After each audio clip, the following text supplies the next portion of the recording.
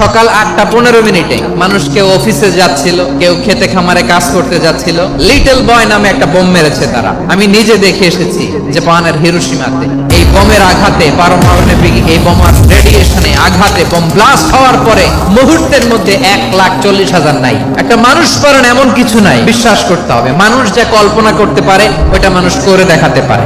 আমরা যখন আমার পিতার পৃষ্ঠদেশে ছিলাম, পিতার পৃষ্ঠদেশ থেকে শুক্রাণু যখন মায়ের গর্ভদেশে যেয়ে পড়ে, কতটা শুক্রাণু ভ্রমণ শুরু করে জানো? 20 কোটি শুক্রাণু। ওই 20 কোটি শুক্রাণুর মধ্যে থেকে তুমি আমি আজকে এক বিকশিত শুক্রাণু মানব রূপে পৃথিবীতে এসেছি। সুবহানাল্লাহ। সেদিন আমি এত ছোট ছিলাম, মাইক্রোস্কোপ দিয়েও আমার অস্তিত্ব টের পাওয়া যায় না।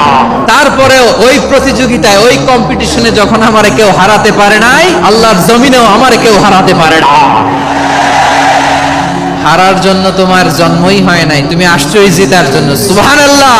একটা কথা জীবনের সাথে সেট করে নিতে হবে, আমি জিতি নয় শিখি, আমি কখনো হারি না।